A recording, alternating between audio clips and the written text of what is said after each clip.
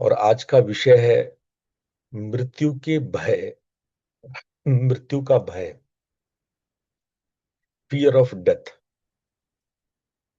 हमारे जीवन में कई तरह का डर है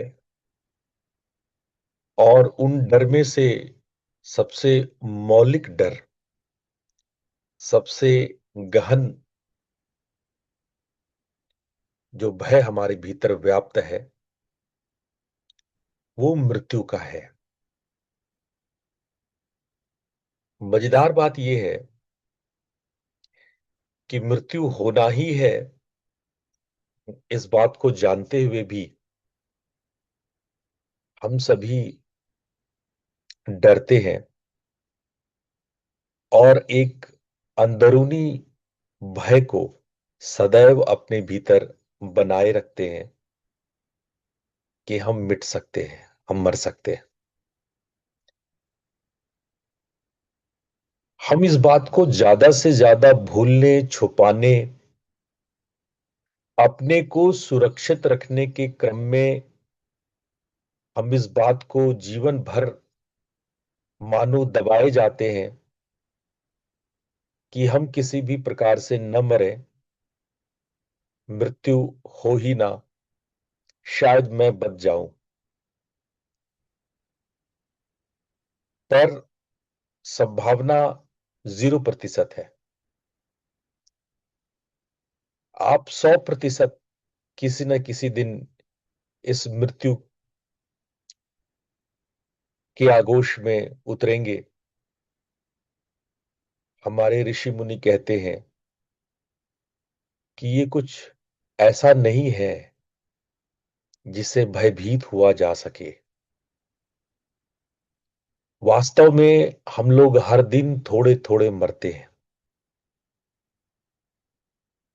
मृत्यु और जीवन सिक्के के दो पहलू है। जीवन है तो मृत्यु है। जीवन में ही हर श्वास में हम जीते और मरते हैं। हम लोग हर श्वास जब लेते हैं तो प्राण भरते हैं, जीवन को अपने भीतर उतारते हैं, और जब श्वास छोड़ते हैं तो हम मृत्यु को आत्मसात करते हैं। हर दिन जब सूर्य परिश्रम सिखाता है, वही अंधेरी रात हमें मृत्यु के आगोश में लेती है। हर पल हमारे भीतर सैकड़ों कोशिकाएं, सेल्स, टिश्यूज जन्मते और मरते हैं। आयु की बात करना धोखा है। वास्तव में हर पल आप जन्म रहे हैं और मर रहे हैं। हर पल आपके भीतर कुछ जन्मता है, कुछ मरता है।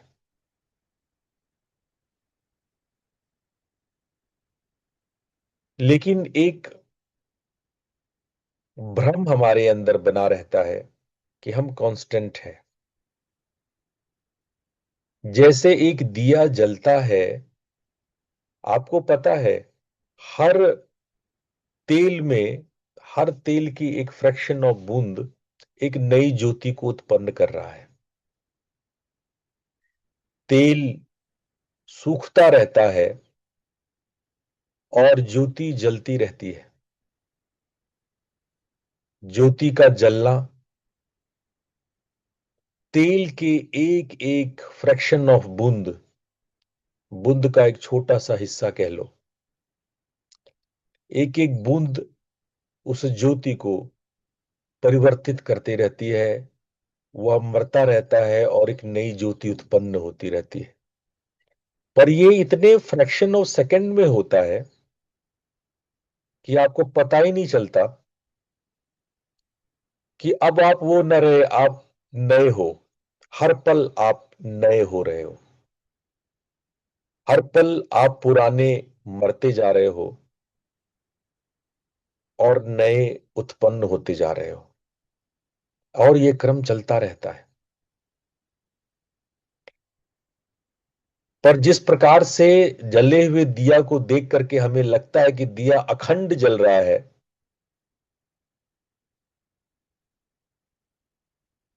उसी प्रकार से हमें अपने आप को देख के लगता है कि हम अखंड जीवन जी रहे हैं। बहुत सारे फ्रैक्शंस कर लें अगर सेकंड्स के, तो हर सेकंड में उन्मेष और निमेष दो शब्द हैं तंत्र में, जो सेकंड्स के हजारवें हिस्से के बराबर है। उसकी गणित भी हमारे तंत्र में है। हमारे अंदर मृत्यु और जीवन, उन्मेष और निमेष होता रहता है।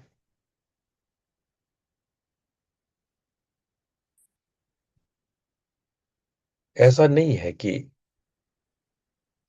आपका जीवन लगातार है।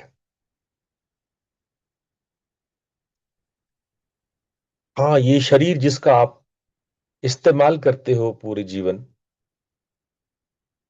ये धीरे धीरे धीरे धीरे कमजोर होती जाती है। कभी अकारण, कभी रोग के कारण, और कभी वृद्धावस्था। धीरे धीरे ये शरीर चूक जाता है। तब भी आप नहीं मरते। मृत्यु जिसे आप समझते हैं, भगवत गीता में भगवान कृष्ण कहते हैं कि आत्मा तो कभी मरती ही नहीं। आपकी मृत्यु तो कभी होती ही नहीं। आप अमर ही हैं। लेकिन हमें उस अमरता के, उस आत्मा का बोध नहीं है। उस अमर आत्मा का बोध नहीं है।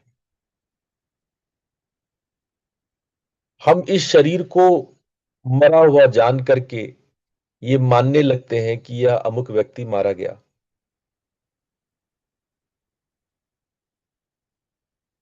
इस प्रकार से तो हमारे सेल्स हर रोज मरते हैं। कुछ न कुछ सेल्स हर रोज मरते हैं, हर रोज। ये शरीर का एक गणित है। शरीर अमर नहीं हो सकता।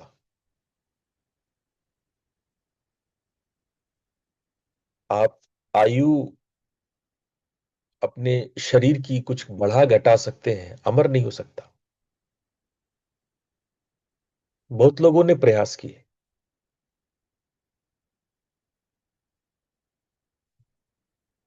जो अमर है उसके प्रति सचेतनता हो।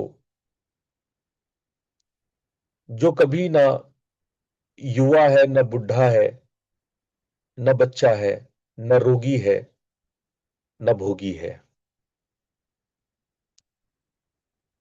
आज हम इसी गहन तत्व पे चिंतन करेंगे। मृत्युम संपश्यतो नित्यम जायते विरागिता। अगर आप इस मृत्यु का चिंतन करेंगे तो आपके भीतर वीतराग का जन्म होगा। वीतराग का अर्थ है सच्चा रास्ता। आइए आज इस मृत्यु चिंतन पर थोड़ा विचार विमर्श कर लें। मृत्यु केवल शरीर का अंत नहीं है। ये एक महान परिवर्तन है। प्रत्येक श्वास की समाप्ति एक लघु मृत्यु है, और प्रत्येक नई श्वास एक पुनर्जन्म।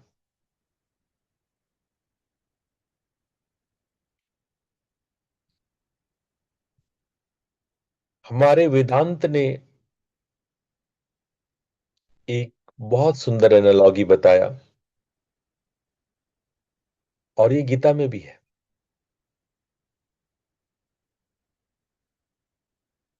मरने से पहले जिस जीवन को हम जानते हैं, उस जीवन के भाव को तो देखो। आप मैनिफेस्ट होते हो। आपको ऐसा लगता है कि आप मैनिफेस्ट होते हो व्हेन यू आर अलाइव, जन्म से पहले और मृत्यु के बाद, ये दोनों ही समय आप शून्य होते हो। बस जन्म लिया और मृत्यु के बीच में आप मैनिफेस्ट होते हो, फिर शून्य हो जाते हो। शून्य से ही जन्म लेते हो, शून्य में ही विलीन हो जाते हो। ये एक बबल है जो पानी से बाहर निकलता है और फूट जाता है।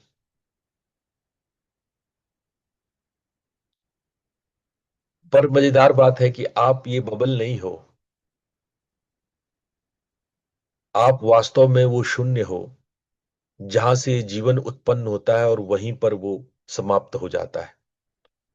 ये एक विराट शून्य के बीच का एक छोटा सा क्षण है।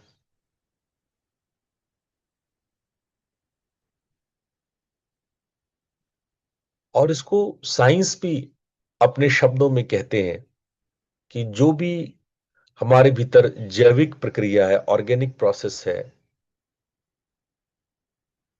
उसमें ऊर्जा का हमेशा रूपांतरण होता है, ट्रांसफॉर्मेशन होता है, सब्लिमेशन होता है। पदार्थ नष्ट नहीं होता, केवल बदलता है।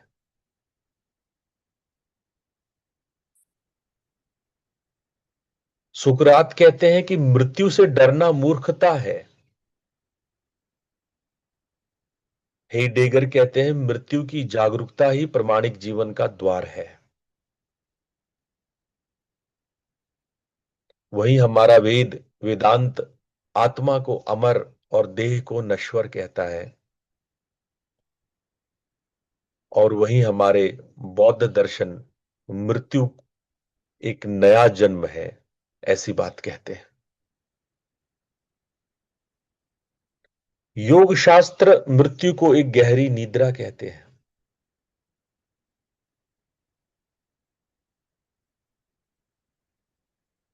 आज हम लोग उस मरण स्मृति को जरा ठीक ठीक समझते हैं। मृत्यु का चिंतन मानव इतिहास का सबसे प्राचीन और सार्वभौमिक आध्यात्मिक परंपराओं में से एक है। मृत्यु एक पजल है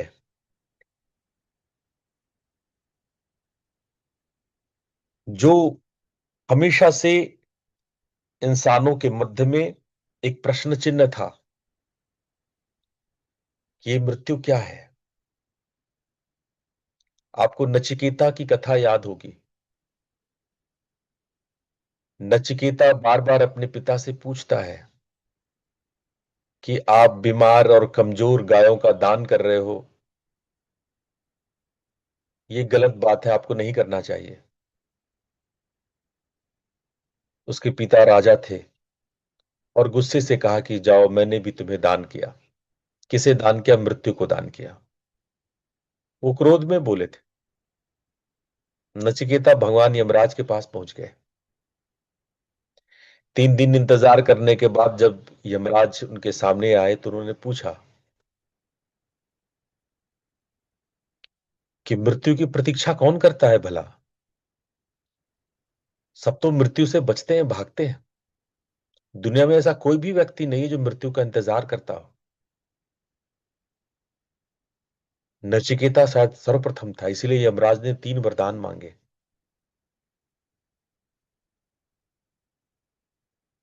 और उनके वरदान को जब आप देखोगे तो हैरान रह जाओगे। उन्होंने मृत्यु के विषय में जानना चाहा। मृत्यु क्या है? मृत्यु के उपरांत क्या है? आप उपनिषदों में, वेदों में, तंत्र शास्त्रों में, योग ग्रंथों में, दुनिया भर के फिलोसफीज में आप मृत्यु के विषय में चिंतन को पाओगे। सबने अपनी अपनी तरह की बातें कही है।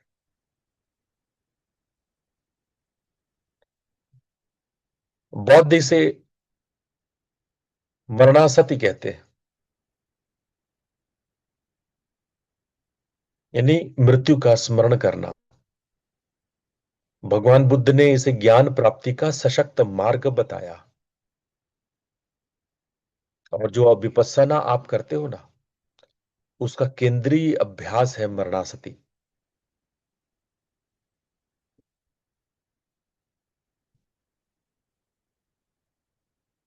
स्टोइक कहते हैं इसको मेमेंटो मोरी, स्टोइक फिलोसफी के हिसाब से, याद रखो तुम मरोगे। मार्कस ऑरेलियस सनेका कहते हैं, मृत्यु की स्मृति से वर्तमान क्षण का मूल्य बढ़ता है।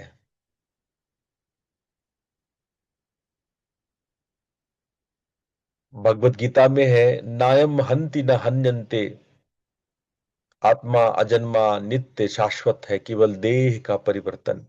गीता ने आगे कहा, जैसे हम वस्त्र बदलते हैं, पुराने वस्त्र को छोड़कर नए वस्त्र पहनते हैं, उसी प्रकार से हमारी आत्मा नए शरीर को धारण करता है।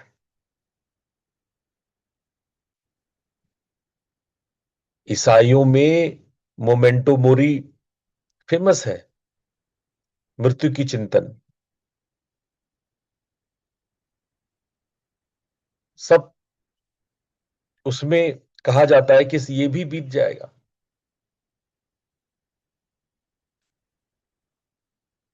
और इनके चर्चों में जाओगे, जब आप यूरोप में इनके पुराने तीर्थों में जाओगे, तो इनके चर्चों में आप देखोगे पुराने पादरियों की खोपड़ी है, और नीचे लिखा है, ये भी बीत जाएगा।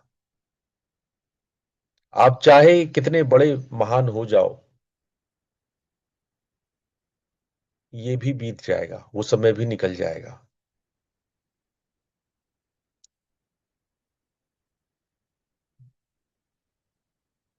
रूमी कहते हैं, मरो पहले मृत्यु से।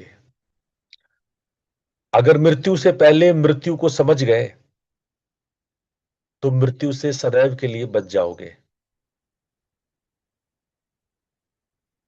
गजब की बात है। सूफियों में एक शब्द है, फना। और ये सूफी जब फना शब्द का इस्तेमाल करते हैं, तो ये फना शब्द उस अहंकार की मृत्यु के लिए है, उस मैंपने की, उस सेल्फ की मृत्यु के लिए है, जो अमरत्व का सबसे बड़ा बाधा है।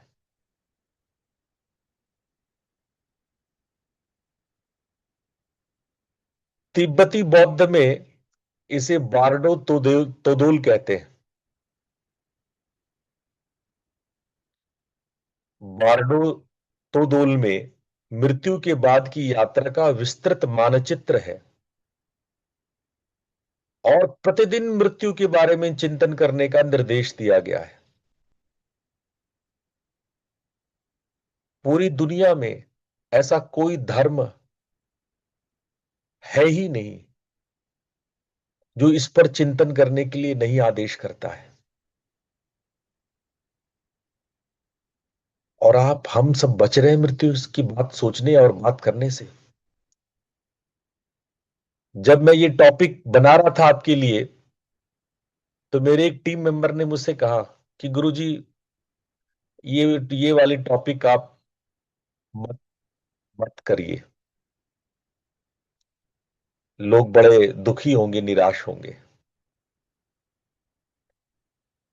मैंने कहा कि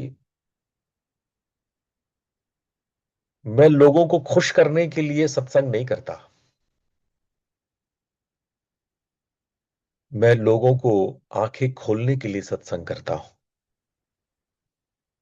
मैं अच्छी अच्छी बातें करके आपको मैं ऐसा ढांढस दिलाऊं कि नहीं बच्चा, कुछ नहीं होगा, सब कुछ ठीक है, सांत्वना देने के लिए मैं सत्संग नहीं करता। मेरा सत्संग का उद्देश्य आपको जागृत करना है, आपको होश में लाना है,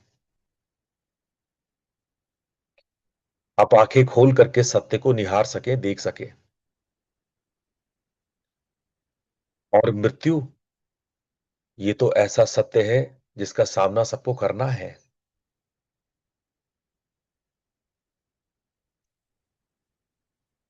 इसीलिए सबसे पहले तो हम ये समझें कि क्यों मृत्यु से हम डरते हैं। इसमें डरने की बात क्या है, इसमें बचने की बात क्या है? जब ये जीवन में घटना ही है, होना ही है, तो क्यों लोग भयभीत हैं? बड़ा आश्चर्य है। सबको गुजरना है इससे।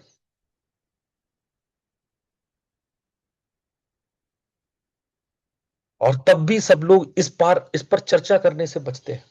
कहीं ना कहीं वो अपने मन में एक धारणा बना रहे, नहीं मैं बच जाऊंगा, सारे लोग मर जाएंगे लेकिन मैं बच जाऊंगा। दुनिया में भूकंप आएगा, भूचाल आएगा, दुनिया मिट जाएगी लेकिन मैं बच जाऊंगा। लोग मंगल पे, चंद्रमा पे घर बनाने की सोच रहे हैं कि जब पृथ्वी नष्ट हो जाएगी तो मैं कहीं बच जाऊंगा।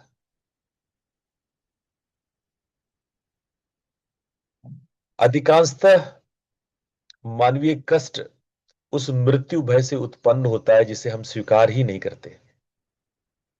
छिपाया हुआ भय अधिक शक्तिशाली होता है, ये अर्नेस्ट बेकर कहते हैं। हम जिसको छुपा रहे हैं, जिस चीज पे चर्चा नहीं कर रहे हैं, जिस पर बोलने से भी डरते हैं। आपके परिवार में कोई मृत्यु की बात बोल भी दे तो आप उसे चुप करा देंगे। जिस पर चर्चा भी गलत माना जाता है, जिस चीज को आप छिपाए जा रहे हो, ढके जा रहे हो, और आश्चर्य है कि वो उभर उभर कर सामने आ रहा है।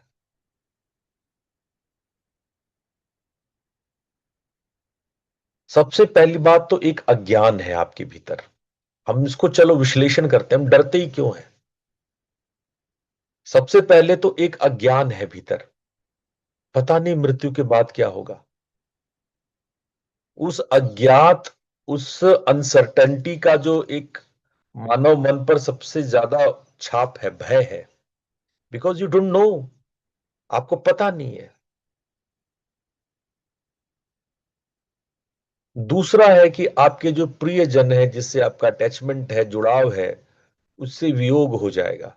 जिनसे प्यार करते हैं उनसे बिछुड़ने का और उनके चले जाने का भय अब में व्याप्त हो जाता है। तीसरा कारण है अधूरेपन का भय। अभी तो मैंने बहुत कुछ करना है, जीवन का अर्थ अधूरा रह जाने की, जो आपका जीवन का अर्थ है कहीं वो अधूरा न रह जाए। न जाने कितने सारे इच्छाएं आपने उत्पन्न किए, न जाने कितने एम्बिशंस, महत्वाकांक्षाएं आपने पाल रखी हैं। कहीं मैं चूक न जाऊं, कहीं अधूरा न रह जाए। बेटे बेटियों को पाल लिया, अब कहीं पोते पोतियां, नाते नातिया को न पालने से चूक जाऊं। उनके बच्चे, उनके बच्चे और उनके बच्चे।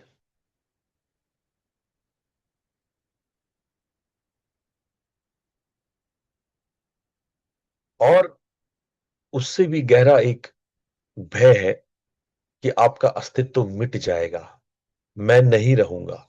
ये अहंकार को बड़ा चोट पहुंचाता है, सबसे गहरा आघात लगाता है। मैं नहीं रहूंगा, मैं मिट जाऊंगा, मैं मर जाऊंगा, ये जो मैं के अंत की कल्पना है वो अहंकार के लिए असहनीय है।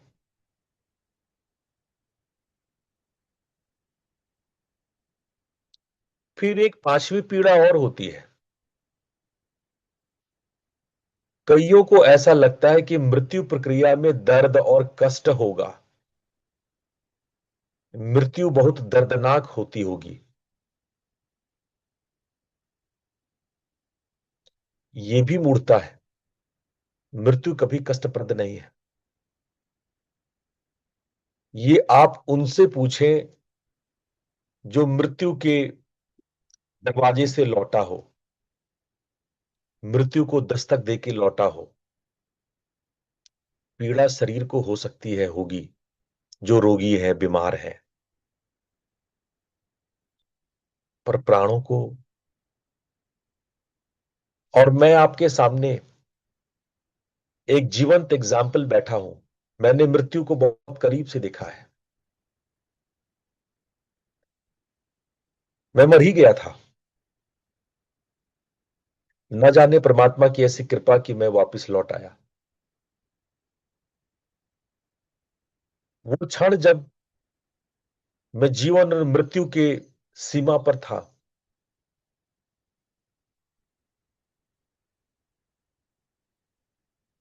तब एक अंदर की बात कहता हूं, मुझे असीम शांति सी महसूस हो रही थी। मुझे लग रहा था कि मैं बस छोड़ ही दूं, चल ही पड़ूं, उस अनंत यात्रा में चल ही पड़ूं। बहुत आनंद का अनुभव था। वो तो मेरे कर्मों ने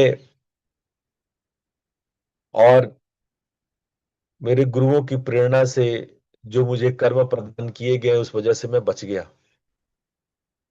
बचना चाहता नहीं था।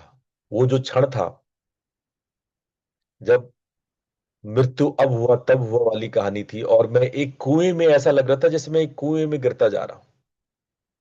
एक गहरा सुरंग है जिसमें मैं प्रवेश कर गया और मैं वेटलेस हो गया।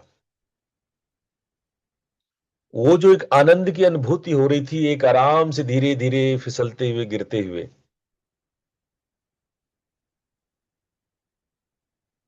और एक डायमेंशन को छोड़कर दूसरे डायमेंशन में जाने की, उस आनंद की कोई कल्पना नहीं हो सकती। संभवतः लाखों करोड़ों में, बिरलों में किसी ने मृत्यु का इस प्रकार का अनुभव करके आप लोग को बताया हो। मेरी तो ये देखते ही घाव पूरा ये फट गया था, ये फट के बाहर आ गया था, ये सब पूरा दिखते, ये सब पूरा फट के बाहर आ गया था। डॉक्टर ने ऑलमोस्ट मृत घोषित कर दिया था।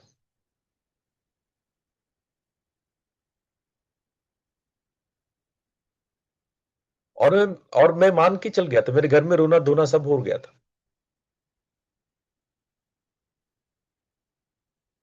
मृत्यु की बड़ी जीवंत प्रतीक्षा थी।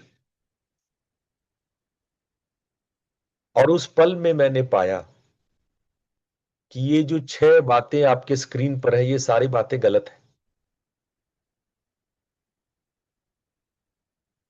मृत्यु अत्यंत सुंदर विषय है, अत्यंत आनंददायक विषय है, जीवन से कहीं ज्यादा सुंदर, कहीं ज्यादा बेहतरीन।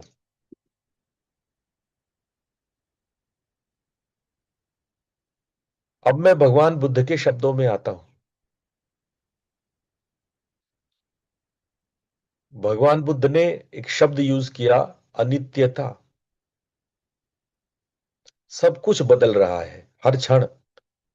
इसी क्षण आपका शरीर, विचार, भावनाएं, सब के सब परिवर्तनशील है। दुख का कारण भी है और मुक्ति का द्वार भी है। सोच के देखो ना, शरीर के सेल्स बदल रहे हैं, आपके थॉट्स हर पर बदलते रहते हैं। आप पहले कुछ सोचते हैं, आपकी भावनाएं बाद में कुछ बदल जाती है। आपका शरीर प्रति सेकंड लाखों कोशिकाओं को खो देता है, नया पा लेता है। 7 वर्षों में तो पूरा शरीर बदल जाता है। 12 वर्षों में तो आपकी पूरे मन और अंतःकरण भी बदल जाता है।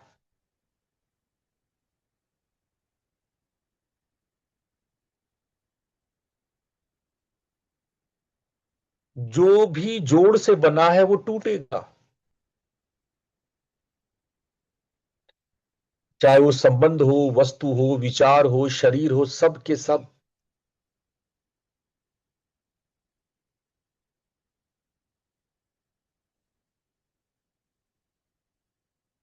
देखो, वास्तव में जो क्षणिक है, ये जो परिवर्तनशीलता है, ये जो चेंज इन प्रोसेस है, दैट इज द ब्यूटी।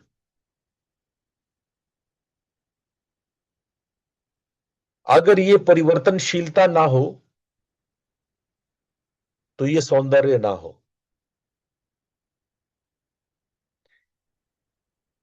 इसीलिए जापानी संस्कृति में, जापानी भाषा में इसको मोनो नो अवारे कहते हैं। मोनो नो अवारे, नश्वरता की सुंदरता।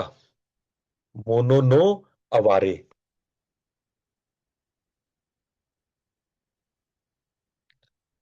चाहे वो चेरी ब्लॉसम, उन जापान में, कोरिया में एक मौसम आता है जिसमें बहुत सारा सफेद फूल खिल जाता है और चेरी जो है ब्लॉसम हो जाता है, उसको चेरी ब्लॉसम टाइम कहते हैं। हफ्ते 10 दिन का, वो 15 दिन का समय होता है। पूरे, आप गलियों में जाओगे तो एकदम खूबसूरत हो जाएगा वो समय। शायद वो रोज रोज खिलता, वो हमेशा खिलता तो उतना सुंदर ना होता। उसकी सुंदरता उसकी नश्वरता में ही है।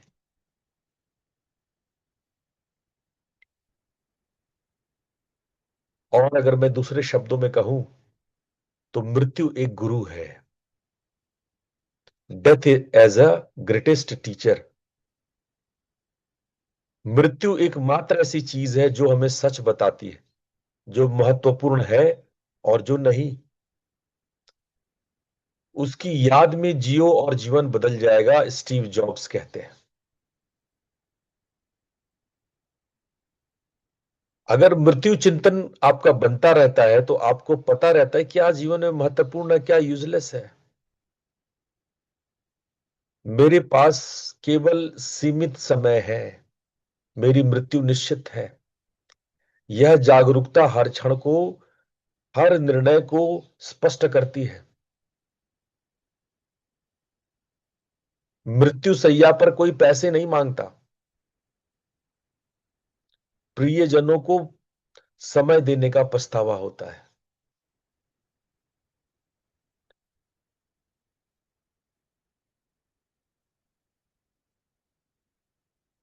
क्या मेरा आज का दिन सार्थक था? यह प्रश्न जीवन की दिशा तय करता है।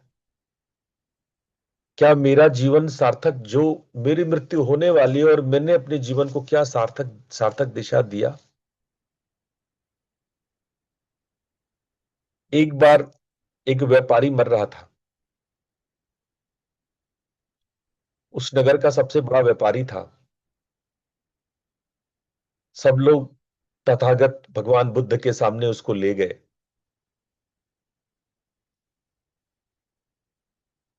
तथागत जानते थे बहुत बड़ा पैसा, धन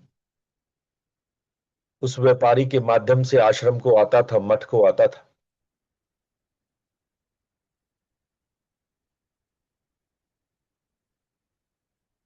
बुद्ध ने पूछा तो उस व्यापारी ने हल्के और कांपते हुए स्वर में कहा कि हे प्रभु, मेरी आयु, मेरी उम्र को बढ़ाएं। मेरी उम्र, मुझे उम्र दान दे, आयु दान दे।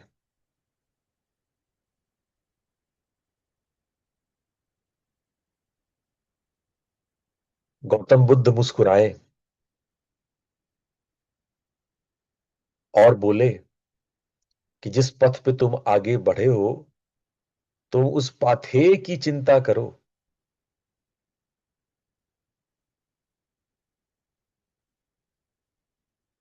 पाथेय मतलब होता है, जैसे कहीं पहले जाते थे तो रास्ते के लिए कुछ खाने पीने का चीज ले गए ना, उसको पाथेय बोला जाता है।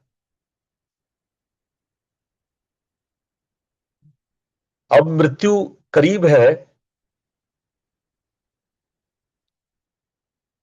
तो ऐसी कोई चीज जो पाथेय हो, जो रास्ते में उपयोगी हो, क्या कभी सोचे हो तुम क्या ले जाओगे अपने साथ? कुछ यहां का कुछ न ले जा पाओगे, न धन, न घर, न मकान, न रिश्ते। अगर कुछ ले जा पाओगे तो अपना ध्यान, अपनी एकाग्रता, अपनी साधना, नाद की वो गुंजन, वो तुम्हारे साथ जाएगा। वो पाथेय है। गुरु पूछते हैं कि क्या पाथेय ले है तुम्हारे पास, अब पाथेय की चिंता करो।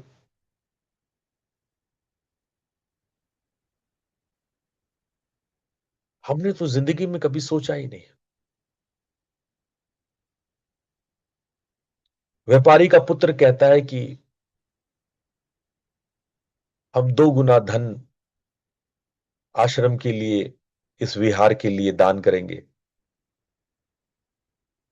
बुद्ध कहते हैं इससे भी पाथेय न बनेगा, इससे भी इनका पाथेय नहीं होगा। पाथेय धन से खरीद नहीं सकते। अपनी ताकत, अपनी पावर से उसको आप अर्जित नहीं कर सकते। ये पाथेय तो आपको जीवन भर थोड़ा थोड़ा मेहनत करके अर्जित करना होता है। रोज थोड़ा थोड़ा ध्यान करते हैं, थोड़ी थोड़ी साधना करते हैं, थोड़ी थोड़ी एकाग्रता करते हैं, नाद सुनते हैं, वो जो थोड़ा थोड़ा धन कमाते हैं वही पाथेय है, वही मरने के बाद काम आता है।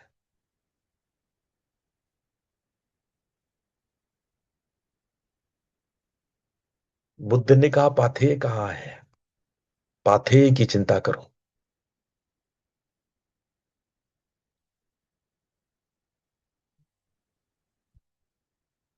प्रॉब्लम यह है कि हम लोग जीवन भर जिस चीज के लिए चिंतन मनन और संघर्ष करते हैं वो अंततः कुछ काम नहीं आता है।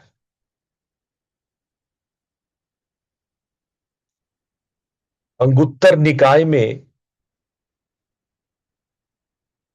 भगवान बुद्ध के एक संदेश है, भिक्षुओं, मरणासति को भावित करो, बहुलीकृत करो, यह महान फल देती है, महान लाभ देती है। किस लाभ की, किस फल की बुद्ध बात करते हैं? कौन सा लाभ, कौन सा फल? यदि आप पैसे में गिनोगे, सांसारिक उपलब्धियों में गिनोगे, तो ये पाथेय नहीं बन पाएगा। ये है आपकी एकाग्रता, आपकी साधना।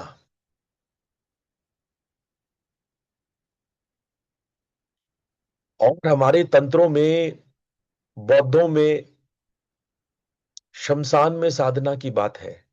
शमशान में शव की विभिन्न अवस्थाओं को ध्यान करने के लिए कहा जाता है। लोग शवों पर ध्यान करते हैं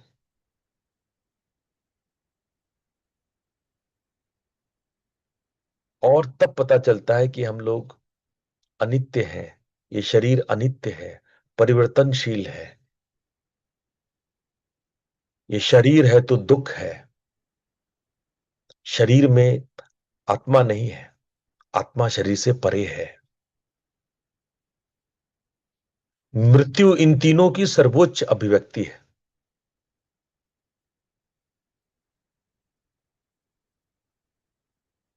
और अगर हम नित्य प्रतिदिन ये भाव करते हैं कि मृत्यु तो निश्चित ही है, बस समय नहीं पता है हमें,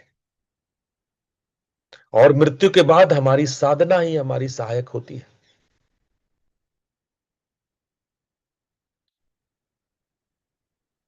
और तिब्बती बौद्ध धर्म में, जिसको बारडो हमने अभी अभी कहा था, जिसको संक्रमण अवस्था कहते हैं, मृत्यु और पुनर्जन्म के बीच की अवस्था, उसको पार करने की कला जीवन में ही सिखाई जाती है। मृत्यु के बाद क्या हो, आपकी क्या यात्रा हो, उसको पहले से बौद्धों के, तिब्बतियों के बौद्ध में मृत्यु की कला सीखी जाती है। हम कैसे मरते हैं, मरने के बाद क्या होता है, उसकी कला वो पहले सीखते हैं।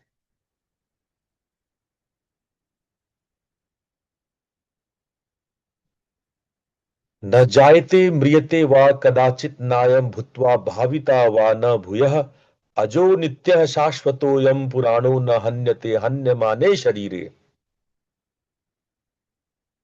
रट लो इसको, भगवत गीता का ये दूसरे अध्याय का 20वां श्लोक है। इस श्लोक को रट लेना चाहिए। यह आत्मा न कभी जन्मता है न मरता है, यह अजन्मा है, नित्य है, शाश्वत है, पुरातन है। शरीर के नष्ट होने पर भी यह नष्ट नहीं होता।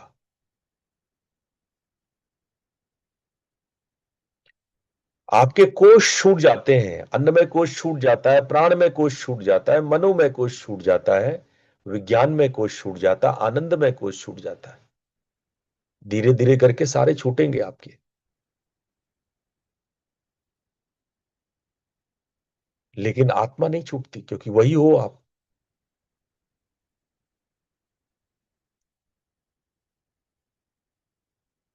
हमारे सनातन धर्म में सिखाया गया कि आत्मा अपने कर्मों के अनुसार नया शरीर धारण करती है जब तक मोक्ष ना मिले। मोक्ष क्या है? जन्म और मृत्यु के चक्र से मुक्ति। यही लक्ष्य है हमारे जीवन का, आत्मा का ब्रह्म में लय होना।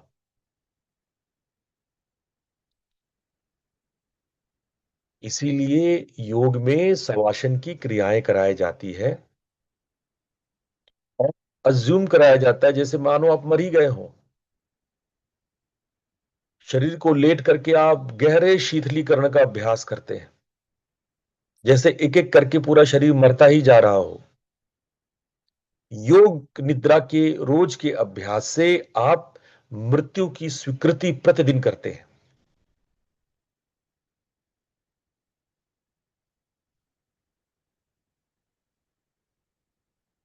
आप ईसाइयों की इस स्टोइक फिलॉसफी को ही देख लें, मेमेंटो मोरी,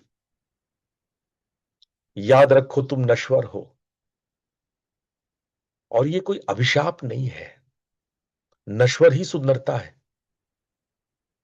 यह जीवन को उसकी पूरी गहराई से जीने का निमंत्रण है। तुम्हारे पास केवल ये पल है, अतीत चला गया, मर गया वो, अब भविष्य अनिश्चित है। अभी जियो और पूर्णता से, मार्कस ऑरेलियस कहते हैं। हम प्रतिदिन थोड़ा थोड़ा मरते हैं, जब अंतिम दिन आता है तब पूर्णता से शरीर छूटता है, तब हम पूर्णता से मरते हैं। ये सेनेका कहते हैं। एपिक्टेटस कहते हैं मृत्यु से डरो मत, बिना जिए जीवन से डरो।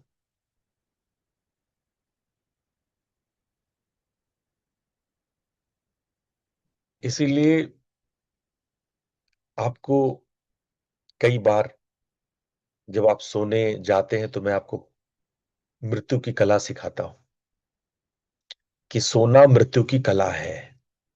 सोने से पहले ये अभ्यास करना कि अब मैं धीरे धीरे मृत्यु के आगोश में, उस बेहोशी में उतर रहा हूं जिसमें मैं नहीं रहूंगा। ये शरीर काम नहीं करेगी, बुद्धि काम नहीं करेगी। मैं मृत्यु के आगोश में लेटा जा रहा हूं। मृत्यु निश्चित है पर समय अनिश्चित है। इस वाक्य को धीरे धीरे आप मन में दोहराते हैं, कल्पना करते हैं कि ये शरीर एक दिन मिट्टी में बन जाएगा। कई बार तो मैं योग निद्रा में, आप लोग याद करो, मैं पूरे शरीर को जलाने की बात करता हूं। इस बार भी गुरु पूर्णिमा में मैंने योग निद्रा कराया कि आपका पूरा शरीर धू धू करके जल रहा है। मैं अक्सर योग निद्रा में आपको जलने की कल्पना करते हैं कि आप जैसे मरने के बाद शरीर जलता है, वैसे ही आप जीते जी योग निद्रा में पूरे शरीर को जला लो। एक एक अंग को देखो और उसको जलने दो, जाने दो।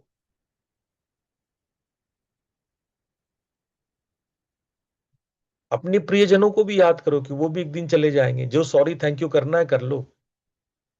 हर रात सोने से पहले निपटा लो अपने जो भी सॉरी थैंक यू करना है। वो भी एक दिन जाएंगे और मैं भी जाऊंगा। इस सत्य से आपके भीतर करुणा और प्रेम की उत्पत्ति होगी।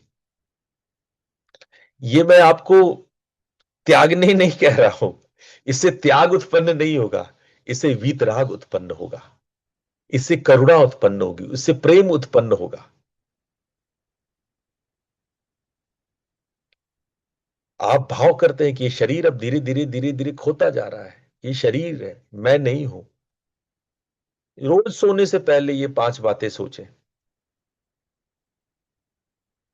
जो मृत्यु को जानता है वह जीवन को पहचानता है। स्टीव जॉब्स कहते हैं मृत्यु की याद सर्वश्रेष्ठ निर्णय का उपकरण है। हम बहुत सारे क्षुद्र बेकार की बातों पर अपना ऊर्जा लगाते हैं, और अगर आप रोज इस मरणासति का अभ्यास करते हैं, मृत्यु के बोध में जीते हैं, तो जो वास्तव में महत्वपूर्ण है उसी पर आप ध्यान देते हैं, क्षुद्र बातों पर ध्यान नहीं देते। कुछ संबंधों से आप अनावश्यक दूरियां बनाए हुए हैं। टसन, पिताजी से टसन बनाए बेटे बैठे हैं, बिना मतलब की अनावश्यक दूरियां बनाए हुए हैं। जब आप मृत्यु बोध का अभ्यास करते हैं तो आप प्रेम को व्यक्त करने में विलंब नहीं करते। ये कभी करूंगा, ये सोच आप जो है, आपके टालने की जो प्रवृत्ति है, प्रोकास्टिनेशन की प्रवृत्ति है, वो बदल जाएगा और लगेगा अभी और यहीं, क्योंकि समय निश्चित है, समय सीमित है। दूसरों को खुश करने में आप पड़े हुए हैं, या वहां संसार इकट्ठा करने में पड़े हुए हैं। यही मृत्यु में बोध हुआ साधक अपने आत्मा के अनुसार जीता है। न जाने कैसी शत्रुता, पुरानी पुरानी से पुरानी नाराजगी आप पाले। अरे कब किसी ने क्या कहा, किसी ने चोट, अभी भी उसका घाव आप अपने अंदर बनाए हुए हो। लेकिन आप अगर मृत्यु चिंतन करते हो तो आपके भीतर क्षमा होगी, क्योंकि समय ही नहीं है और आपको एक दिन जाना है।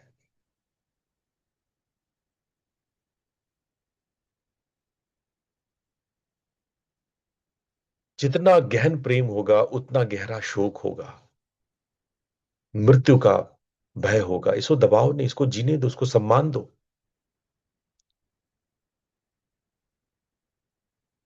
अपने इनकार को, जब ये आपके मन में आता है कि ये नहीं हो सकता है, तो इसको समझे, इससे लड़े नहीं।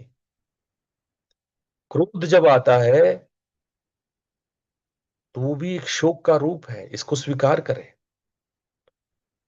जब बार्गेनिंग का भाव आता है, मूल भाव काश मैंने, और कोई दोष आपके मन में आता है, तो ये स्वाभाविक है। आपका अवसाद, गहरी उदासी या शून्यता, ये शोक हृदय का शोक है। इसको, इसे भागे मत, इसको जिए। मृत्यु का चिंतन आपको जीना सिखाता है। आप जितना मृत्यु को चिंतन करने से बचोगे, आप उतना ही अपने जिंदगी को भूलोगे। आप अपने प्रियजनों को प्रेम दें, क्योंकि अंत समय में यही याद रहता है, याद रखना कि यार मुझे अपने बच्चों को, अपने अपनों को समय देना था, मैं ना दे पाया। जिनसे नाराजगी है उसको क्षमा करें। जिससे अगर आपकी गलती हुई है तो उनसे माफी मांगे। हर रोज मन को शांत करें, हर रोज ऐसा कार्य करें। अपनी वसीयत, दान, संकल्प, ये सारी इच्छाएं परिवार से स्पष्ट करें। हाँ, मैं शरीर के हर अंग दान करना चाहता हूं, मेरे बाद मेरे शरीर का उपयोग कोई और कर सके। करना चाहिए ऐसा। बहुत लोग ने ऐसा किया है कि अपने शरीर को जाके दान कराए हैं कि मेरी मृत्यु के बाद मेरे शरीर का सदुपयोग हो। ये बड़ा प्रेमपूर्ण कार्य है। अपने धर्म मार्ग के अनुसार आपका अभ्यास, जो गुरु दीक्षा मिला है, सुमरन ध्यान भजन, उसका अभ्यास, यही आपके साथ पाथेय है, यही आपके साथ जाएगा। मृत्यु के बाद कोई आपके साथ खड़ा मिलेगा तो ये आपके गुरु ही मिलेंगे, याद रखना। जब यात्रा के लिए आगे बढ़ोगे तो सबसे पहले गुरु गुरु आपका हाथ लेके चलेगा। गुरु जीवन में निभाए न निभाए, पर मृत्यु के बाद जरूर निभाता है।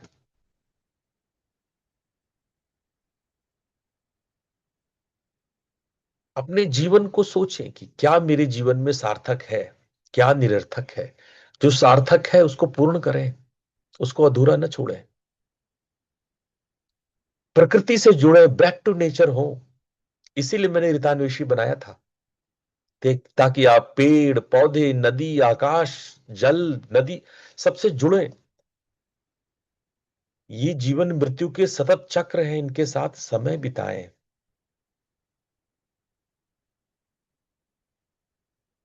जब आप हर रोज मृत्यु का अभ्यास करते हैं,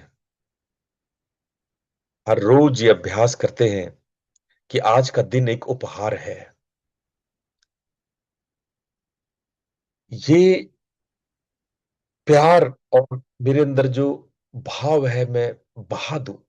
जितना ज्यादा से ज्यादा भाव है, लुटा दूं। आपका मान लो ये अंतिम दिन होता, तो कितना प्रेमपूर्ण होते, कितना कुछ लुटा देते। इसलिए हम मृत्यु का चिंतन करें। ये मृत्यु नहीं, जीवन का द्वार है। Death is not the end, it is the gateway. अंत ही आरंभ है। जब आप इसको प्रतिदिन उसको चिंतन करते हैं तो आप अंधकार से प्रकाश की ओर जाते हैं, मृत्यु से अमरता की ओर जाते हैं। रोज हमारे साथ आप शांति पाठ करते हैं ना, मृत्यु अमृतम गमया। हम रोज आप लोगों को ये शांति पाठ कराते हैं, वैदिक शांति पाठ है, उपनिषद में है। मृत्यु से अमरता की ओर ले चलो, वृदारण्यक उपनिषद में लिखा है ये, और इसको हम लोग रोज शांति पाठ करते हैं। जो मृत्यु को जानता है वही वास्तव में जीता है। इन बातों के साथ मैं आज का सत्संग पूर्ण करता हूं। उम्मीद करता हूं कि आप लोग को पूर्ण आनंद आया होगा। जीवन के उस सच्चाई को जानने और समझने में आप एक कदम आगे बढ़े होंगे। मेरी बातों को भूलना मत बच्चों, उसको दिल से संयोग करके रखना। एक एक शिक्षा जो मैं हर रोज, आज चौथा दिन है मैं बता रहा हूं, एक एक शिक्षा उस अनमोल हीरे की तरह है जो आपको संभाल के रखना है।